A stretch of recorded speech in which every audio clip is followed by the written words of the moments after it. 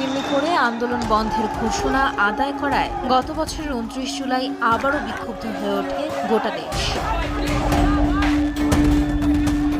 এদিন রাজধানী সহ দেশের বেশ কিছু স্থানে বিক্ষোভ মিছিল বের করে শিক্ষার্থীরা। এতে যোগ দেন শিক্ষকরাও। এ সময় আইনশৃঙ্খলা বাহিনী ও ছাত্রলীগের তরফ থেকে আবারও বাধা দেওয়া হয়। পুলিশের সাউন্ড গ্রেনেড ও টিয়ার শেলের মুখে ব্যাপক সংঘর্ষ হয়। অবিলম্বে বৈষম্য বিরোধী ছাত্র আন্দোলনের 6 সমন্বয়ককে ডিবি হেফাজত থেকে মুক্তি ও আন্দোলনকারীদের ওপর গুলি না চালাতে আদালতের নির্দেশনা চেয়ে হাইকোর্টে রিট করেন সুপ্রিম কোর্টের 2 আইনজীবী। শুনানিতে 6 সমন্বয়ককে ডিবি কার্যালয়ে তুলে নিয়ে গিয়ে খাওয়ানোর ছবি প্রকাশ করাকে জাতির সঙ্গে মশকরা বলে মন্তব্য করেন হাইকোর্ট।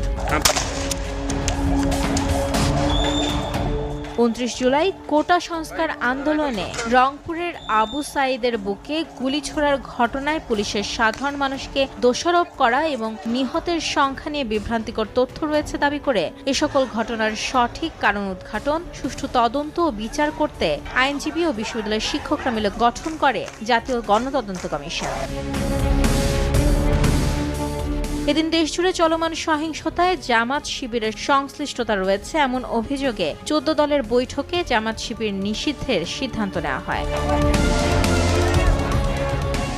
সরকারের তরফ থেকে সহিংসতায় নিহত ব্যক্তিদের স্মরণে পরদিন সারা দেশে শোক পালন করার সিদ্ধান্ত নিলে তা প্রত্যাখ্যান করে একক বা ঐক্যবদ্ধভাবে লাল কাপড় মুখে ও চোখে বেঁধে ছবি তোলা এবং অনলাইনে প্রচার কর্মসূচির ঘোষণা দেয় বৈষম্য বিরোধী